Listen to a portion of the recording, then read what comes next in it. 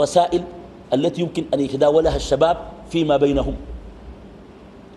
والنكات القذرة التي يتداولها الشباب في موبايلاتهم، وقد تكون بين جنسين. هذا غير الرسائل الغرامية والغزل بين طالب وطالبة أو شاب وشابة بالموبايلات. ده غير المكالمات الليلية بعد الساعة 12، يقول لا بعد ما الناس ينوموا شغليه هزاز.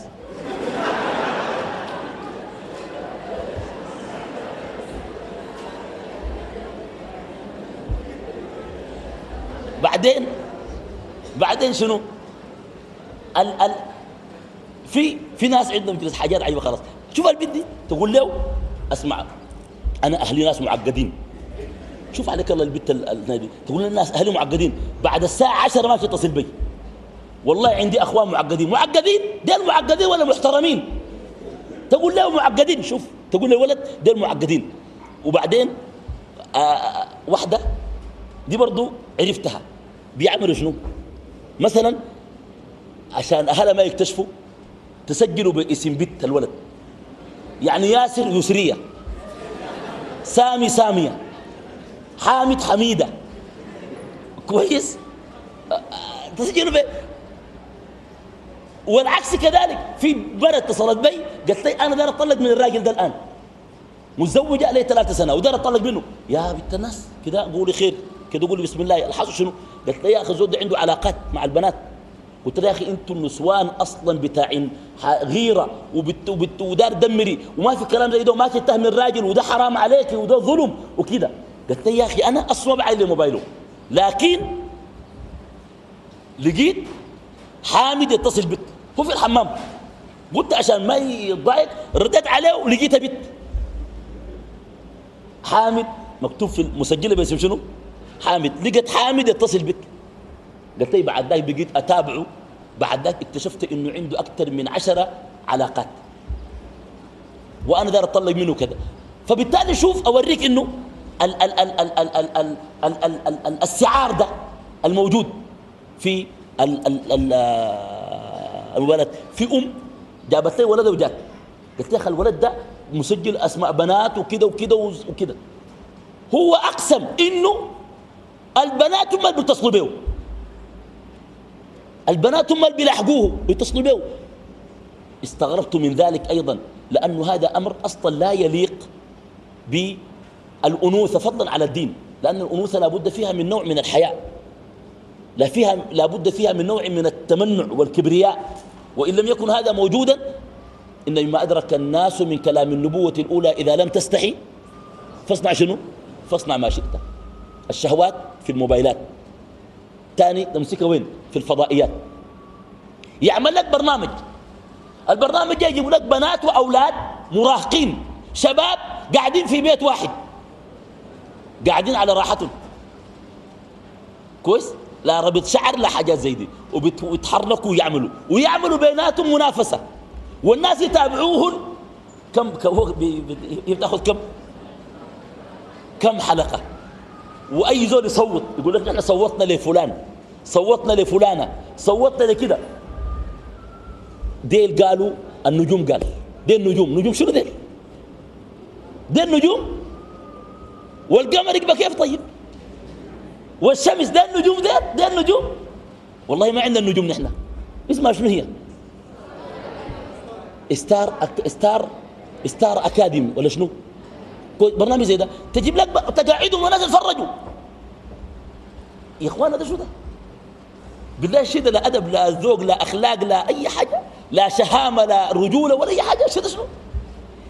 يجيبون يقعدون في بيت واحد ويصورون بالكاميرا، هم بياكلوا هم بيشربوا هم قاعدين، مش كده ولا كيف؟ هي شنو؟ ولا ما كده؟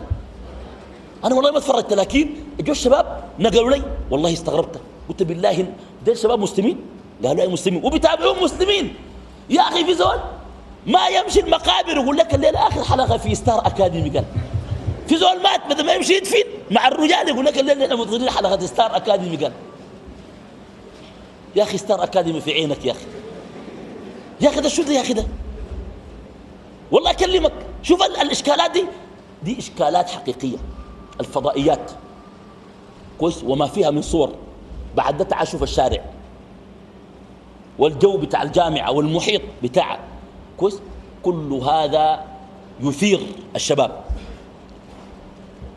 نتيجة ذلك أن هذا سيحول الشباب إذا لم يجد المتنفس الحلال والاستقامة والهداية سينحرف، وستظهر بعد ذلك الظواهر الرديئة السيئة، الزواج العرفي كويس، والعلاقات المشبوهة خارج الأطر التي لا تشبع الرغبات ولا تسكن بها الروح ولا يطمئن إليها القلب ولا تتحقق بها المقاصد التي من أجلها شرع الله الزواج.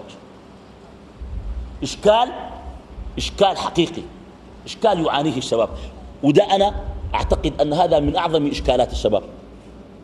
يعني أنا قاعد أركز على مسألة الشهوات دي لأنه دائما أقول شوفوا، الشهوة غريزة موجودة في النفس لا تحتاج إلى استدعاء. يعني الإنسان بيكون ماشي في الشارع سوي، ممكن يكون راكب مواصلات أو يكون سايق عربيته، يشوف منظر بتاع فتاة متبرجة يتحول 180 درجة، يصير خلاص بعد ذاك جاءته الشهوة، يكون قاعد مع بنت متونس وهي قاعدة تتونس معه، تأتيهم الشهوة شنو؟ فجأة تهجم عليهما شنو؟ هجوما. عشان كده المنطق بتاع انه يقول لك يعني زي اختي كويس وانا ما اخذت في نفسي حاجه، ده منطق اعوج يا اخي. يا اخي انت انسان الشهوه دي بتجي فجاه وانت انسان مكتمل، في حاجه اسمها رجل وفي حاجه اسمها امراه، ده ما داير له اصلا تنظير كثير، في حدود بيناتهم. اتقوا الدنيا واتقوا النساء، ما تركت بعدي فتنة أضر على الرجال من شنو؟ كلام واضح، ده ما ده الهزار، ده ما بهزروا به. تقول أنا بس بتونس معاه، ما بتعايل في وشه، ما بتعايل لك، ما بتتكلم معاه وتتكلم معاه. يعني أنا داير الاثنين يكونوا قاعدين مع بعض بس بيكونوا قاعدين كده فصل، يعني هو قاعدين كده، ناس قاعدين في الكافتيريا تلقى يتونسوا ويضحكوا ويهزروا، يتخيل. وبعد شوية بعد سنة حتكون العلاقة مختلفة تماما من حيث الكلف والاحترام، حتى المحافظة على الاحترام ما حيكون بنفس المستوى.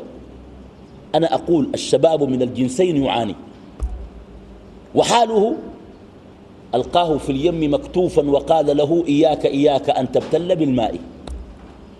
معاناة شديدة، صور وموبايلات وتعري في الشارع وعلاقات مفتوحة، وإمكانية العلاقات المفتوحة بين الجنسين الآن موجودة.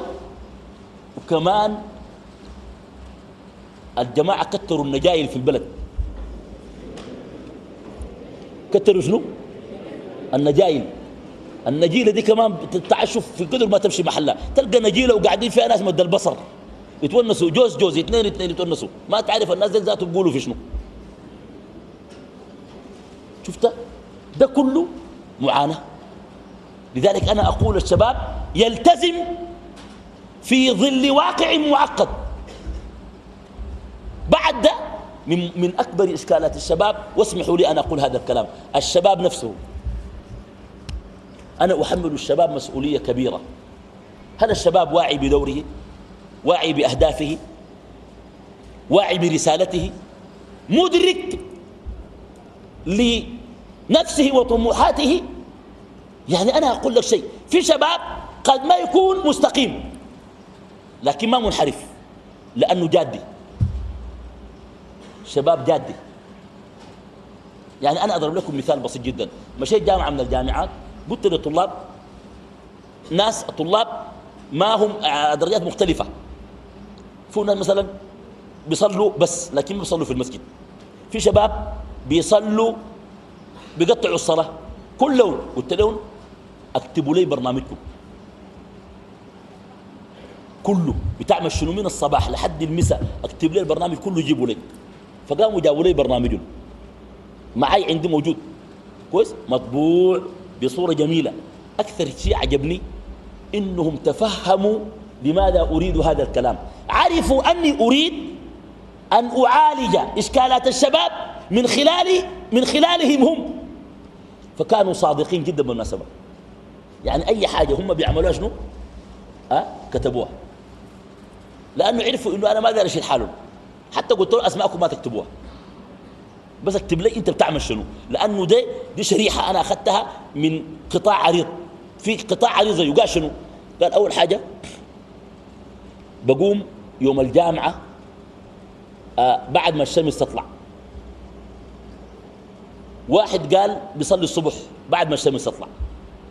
وواحد قال بقوم طوالي استحمى وامشي الجامعة. قال اول ما اصل الجامعة عندي وحدة يعني هو عامل معها علاقة بيعشقها بيحبها. قال لي دي اول حاجة بكون بس متمني 200 الاقيها.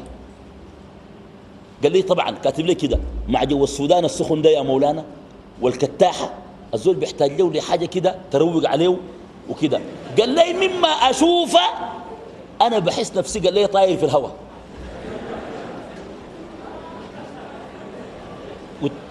أنا طبعا قلت له يا أخي اسمع أنت قمرية اللي بيطيرك شنو يا أخي؟ أنت في الواطة دي عملت شو عشان تطير؟ أنزل أول حاجة أنزل أمشي في الواطة دي. الطيران خليه.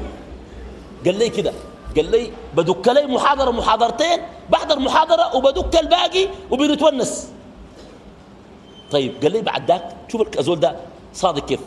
قال لي بعد ذاك برجع البيت باخذ لي راحة، بطلع أنا والشباب نمشي كافتيريا أو مقهى نشرب الشيشة ونقرق على بعض الأدو شاكوش في الجامعة والكده، ونتكلم فلانة مع فلان وفلان مع فلانة ونتكلم عن الحاجات دي. قال لي تجي الساعة 11 بالليل أي واحد فينا يرجع بيته. العزابة الساكنين في بيت عزابة يرجعوا يمشي يلعبوا أقيام بالكمبيوتر، واللي عنده وعد مع واحدة بعد الساعة 11 خاصة مع باقة التيمان.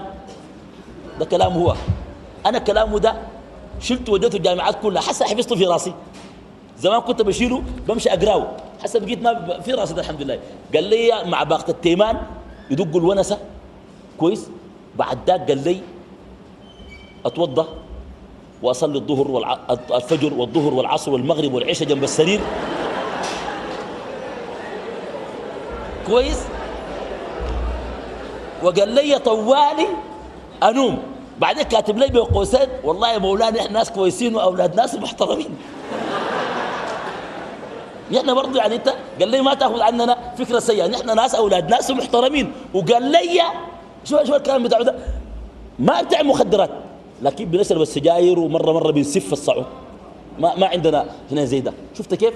وقال لي بعد ذاك ثاني يوم نفس الدوامة. قال لي بعد شهور بتشعر انه البت دي يعني ميولك تجاهها قل، هي ذاتها تقول لك حبك فتر وانت ما زي زمان. شوف والله الكلام ده كتبوا لي في ورقة.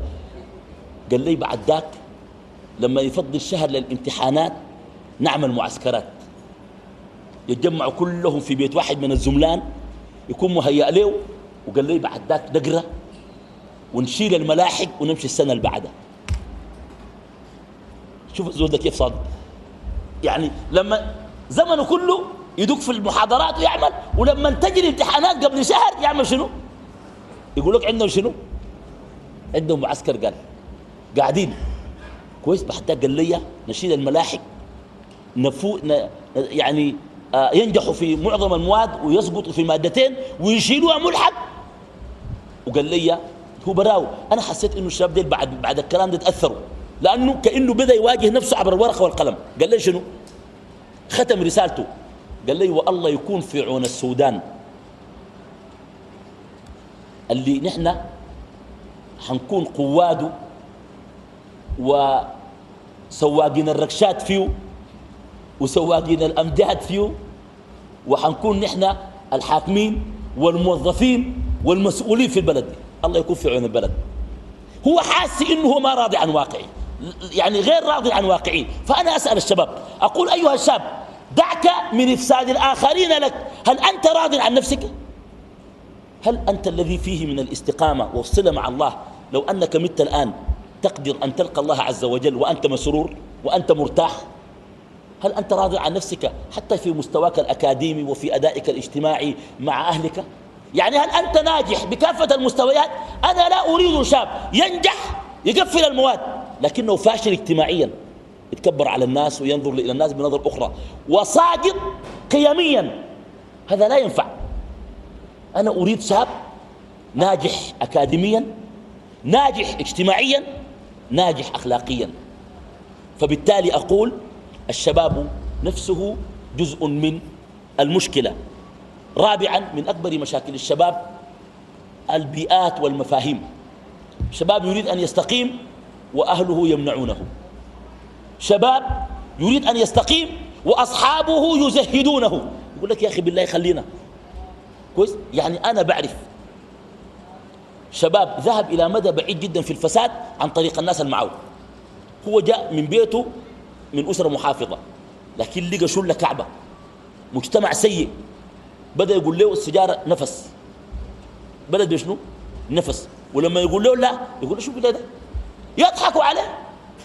يقول انت انت بالله ده تعمل فيها انت شو يعني مولانا؟ يعني انت هذا بيضحكوا عليه ويقرقروا. وفي شاب قال لي شلته كان بتقول له شوفوي ما تسجر ما تمشي معنا يا اخي، انت جابرك علينا شنو؟ نحن ناس كعبين، امشي شوف الناس الكويسين. قلت له والله الناس دي صادقين، امشي شوف الناس الكويسين مالك انت؟ قال لي ما بقدر اخلوه، انا بحبهم شديد. قال لي ما بقدر اخلوه. شوف ده أسر يا أخي، ده أسر اسمه أسر الخلة، ده أسر شديد. شفت كيف؟ في طالب تقول لك أنا داير أستقيم، لكن صحباتي ما بقدر أخلوهم وما بقدر أمشي مع البنات المستقيمات. ده غير أن الاستقامة أحيانا تسمى عقد. يقول لك ده إنسان معقد. زول يعني مثلا فتاة لا تمازح الطلاب كده، الونس أخليها ما بتهزر مع الأولاد. قمة الأدب والله. ممكن يشوفوها معقدة ومتخلفة، وممكن يقول لك دي مقرضة شنو؟ مكرضمة ولا يقول شنو؟ مقرضمة ولا شنو؟ شنو؟ متقدرمة ولا متقرضمة؟ هاي يقول لك دي رافعة، ما يقول لك دي ناشفة. الناشفة دي مع الأولاد دي 100%، دي تمام. حتى في واحدة اتصلت بي قالت لي يا شيخنا أنا في الجامعة جميع زملائي بنات، باكل معهم بطلع بشرب معهم، ما عندي علاقة مع أولاد إلا في إطار الدفعة. السلام عليكم وعليكم السلام، قد أعرف أسماء بعضهم ويعرفوا أسمائي، لكن ما بدي بتونس ولا بدي مساحة زي دي. بعدين قلت لي صحباتي قالوا لا أنت عويلة، الجامعة دي كلها كده، أنت شاذة ما تبقي شاذة. شوف النقاش ده كيف وكده. هي جايه من الولايات، يضحكوا عليها، يقولها طبعا دي الناس الريف اصلا كده، انت جاي من الخلا ولا شنو؟ يقول لها انت انسانه ما عندك عواطف، ما عندك رومانسيات. يا اخي عواطف ورومانسيات مع منو؟ في النجيله وفي الكافتيريا دي عواطف ورومانسيات دي؟ يقول لها كده. قالت لي والله يا شيخنا انا كنت اعمل علاقه، هل الكلام ده صح ولا ما صح؟ كده وبس داير اعرف انا صح ولا غلط، وانا بثق فيك. كان قلت لي ده صح تاني ما بقبل عليه النهاية، وكان قلت لي ده غلط وكده عشان بيقول لها ده كبت. لا انت لازم يكون عندك واحد تتونسي معاه ويتفرفشي معاه. بيقبلها شنو؟ الواحد ده يقبلها شنو؟ زميله في الجامعه. وبعدين اشوف الخداع. قال لا يا اخي ممكن يتزوجك بعدين وامكن ما يتزوجك بعدين. اي شنو صح؟ امكن يتزوجك وامكن شنو ما يتزوجك. دي قلت لها انت صح 100%، وربنا يحفظك ويبارك فيك، وانت انسانه محترمه، وانت على الدين، وانت عندك حياء وادب، وكوني على ما انت عليه. والله قلت لها يا شيخنا انا من كثره ما تعقدت قررت اخلي الجامعه ذاتها. لكن أنا الآن قلت لها تجري فوق عينهم. القراية دي قلت لها حسن لو أنت قعدتي في اللكشر وتحضري وجنبك بنات ما بتفهمي إلا يكون أولاد جنبك؟ قلت لها لا بفهم كويس. قلت لها يعني القاعد جنبك ده ما عندي فيه شغل، جنب وسط البنات ما تجنب جنب الأولاد، وعايني وافهمي. دي داير لها هناك كمان. يعني الجامعة دي داير لها واحد بيقرا جامعة ما عنده علاقة مع أي بنات إلا في إطار الزمالة والصداقة والأخوة المحترمة، سلام عليكم عليكم السلام، بس ما عنده كلام كيف ناس البيت وحبوبتك كيف وأخوك امتحن كيف. أنت مالك وماله؟ أخوك أنت امتحن كيف؟ أنت مالك وماله؟ أخوه هي أنت أخوك امتحن كويس؟ أخوك امتحن كيف؟ يا أخي مالك ومال الحاجات دي كويس؟ في إطار حاجة زي دي ده زول أنا بعتبره ممكن ينجح. حسن أدخل بعدين في النتيجة الكلام ده فيه، العلاقات دي في النتيجة بعدين فيه، في المواد فيه. أنت نجر المواد دي بس، المواد اللي بدوكم لاتي نجرها تاني ما ده في الجامعة علاقتها بالجامعة شنو؟ قلت لها أنت مش ناجحة شاطرة قلت لها بس ركز على قرايتك دي. شوف المستوى بتاع الشلة والمستوى بتاع إنه هذه الأمور قد يصيرونها ويجعلونها من الأمور الأساسية وهي غير أساسية. لكن أحيانا يعني الفتاة فعلا قد تكون صادقة في أنها تريد زواجا. كنت تتخيل أنه أي شاب يعمل معه علاقة ويعجب بها كويس أنه يريد أن يتزوجها، ولكن ليس الأمر كذلك. في شباب يريد أن يضيع وقت وأن يهدر زمن ويريد أن يتلاعب ويريد أن يشبع رغباته فقط بالكلام والرسائل، لكن يوم اللي يتزوج سيتزوج بكرا في مشاعرها، أن تكون بكرا في مشاعرها، وأن تكون بكرا بمعنى أنها لم تتزوج من ذي قبل. في بكر ما تزوجت لكنها حبت وأحبت وأنفقت مشاعرها لغير زوجها. أنت ممكن تتزوجك واحدة بكر لكن ما أنت أول من أحبته، تكون تكلمت مع أولاد كتار وتونست مع كتار وتكلمت كلام بتاع غزل مع أولاد كتار وكلام زي ده. بكر حتى في مشاعرها. عشان كده أنا أقول لكل فتاة صوني مشاعرك إلا من الحلال، انتظر الحلال. يجيك واحد يقول لك يا شيخنا انت الحب في الإسلام مش فيه؟ أقول له فيه. يقول لي يا أخي انت الرسول مش كان بيحب عائشة؟ لكن وين؟ في شارع النيل كان بيحب عائشة. ما عائشة مرته، انت دي مرتك بعد ما يتزوجها بالحلال امشي حبها فوق راس البيت، ما عندنا معك مشكلة.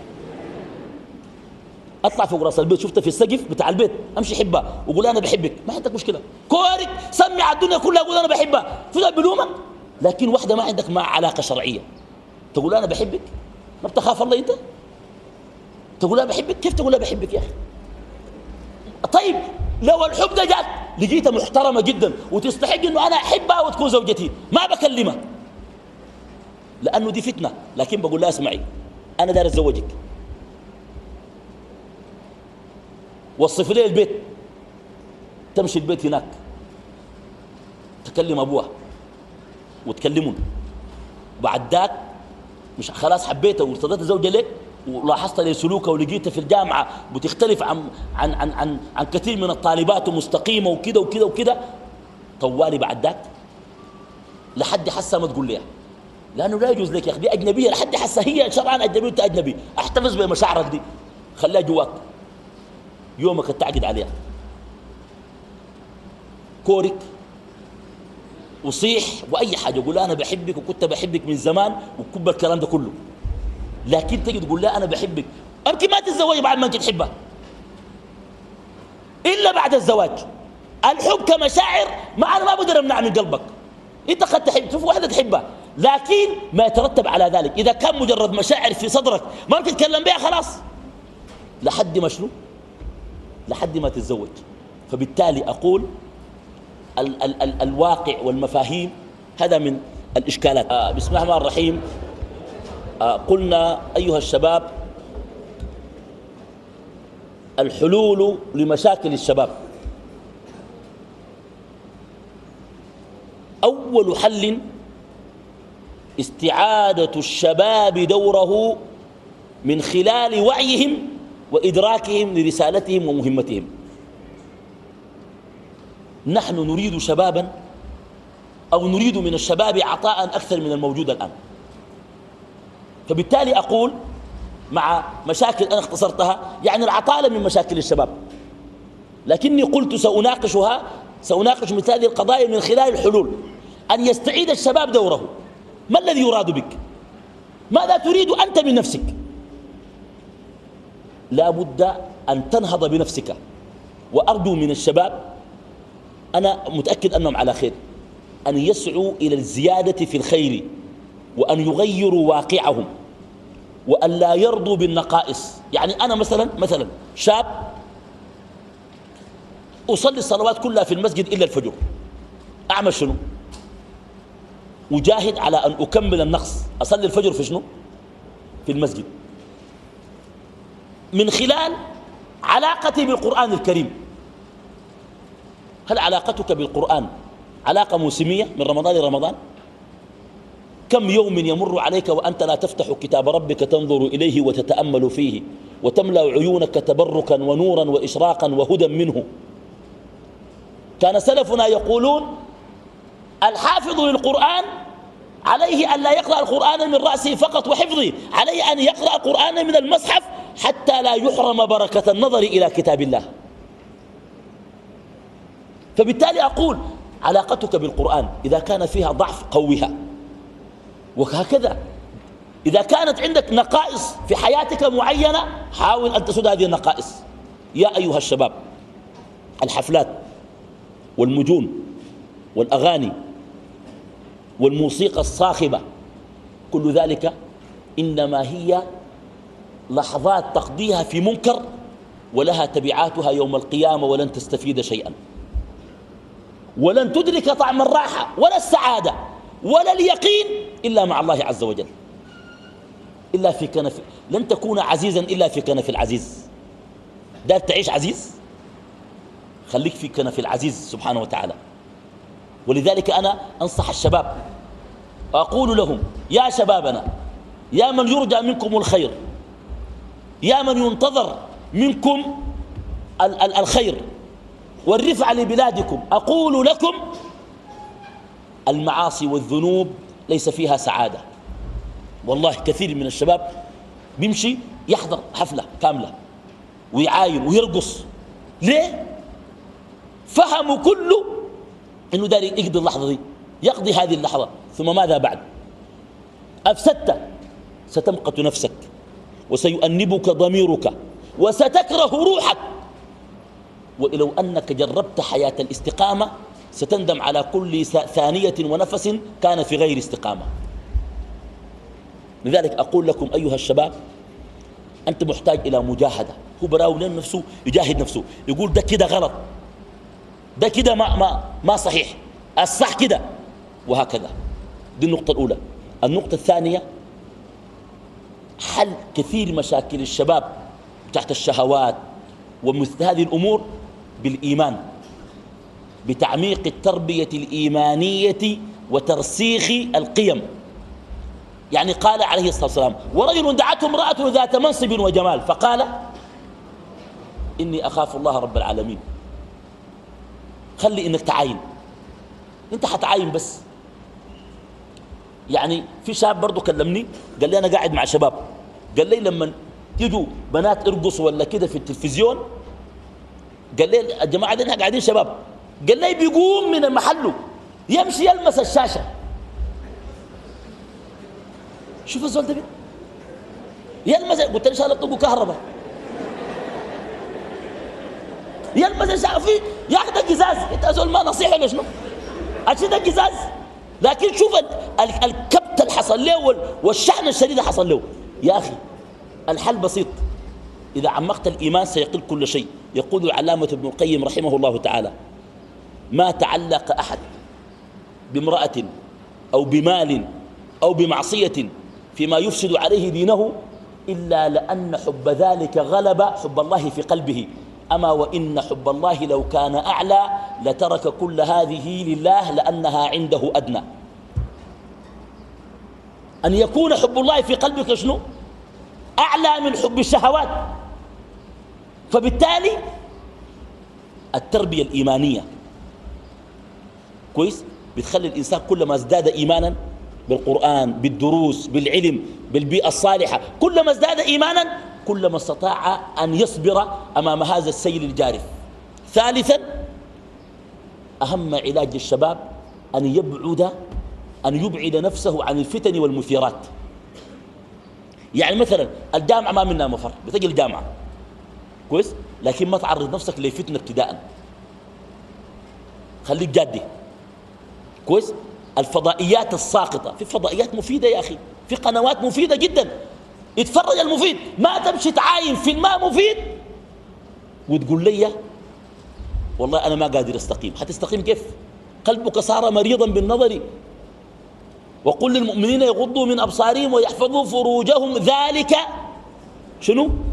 أزكى لهم. أنت فقدت التزكية. البعد عن المثيرات. رابعا يحتاج الشباب إلى القدوة، يحتاج الشباب إلى أن تحل مشاكله تربويا. يعني الآن لو جاني شاب كويس عنده مشكلة قال له والله أنا خاشي في مشكلة وكذا وكذا ووقعت في كذا ووقعت في كذا، ما بقول له أنت فاسق ولا أنت مجرم وأنت يعني متسخ وأنت كذا، لا، يحتاج إلى معالجة تربوية. وهذا دور المؤسسات والمنظمات، منظمات المجتمع المدني، ودور الأمة، دور المسجد كويس، أن يقبلوا الشباب على علاتهم ويصلحوهم. لا يوجد حلول كاملة في وسط غير كامل. ده منطق. لا توجد حلول كاملة في وسط ناقص. فأنا أقول كالآتي: الشباب كعب. الشباب كعب ده جاي من وين؟ قر وين؟ قرا أساس، قرا كيف؟ الثانوي كان كيف؟ الأسرة بتاعته اهتمامه بالنواحي القيمية والأخلاقية كيف؟ الإعلام كيف؟ المساجد كيف؟ كل هذه مشتركة في تضييع الشباب. فبالتالي أقول في هذه النقطة وفي هذه الجزئية الشباب يحتاج إلى قدوة. يعني مثلا جاء شاب إلى رسول الله صلى الله عليه وسلم وقال: إذن لي بالزنا يا رسول الله. كلام شين ولا ما شين؟ انت حسه خلي الرسول صلى الله عليه وسلم تقدر تقول الكلام ده لابوك؟ تقدر تقول له زول؟ تقدر تقول له شيخ امام الجامع في الحي بتاعك تقدر تقول له؟ ده معناه وصل حد من الشحن والاثاره، اثير. لكن في حاجه مهمه جدا، الشاب ده ما مشى زنا وجه قال له انا خلاص دار انفجر من الشهوات، اديني اذن امشي ازني افضي الشحنه اللي في ندي من التنشنه دي فقط، وبعد ذلك تاني ما حزني، دار ازني ولو مره. الشاب ده بيقول الكلام ده لمنه؟ للرسول صلى الله عليه وسلم. في سبب بيقدر يقول الكلام ده للرسول، لكن شاب صادق. الرسول صلى الله عليه وسلم عالجه تربويا، ما قال له انت مجنون ولا شنو يا زول؟ انت جنات، شيلوا برا الزول ده. ما قال له كده، قال له ادن مني.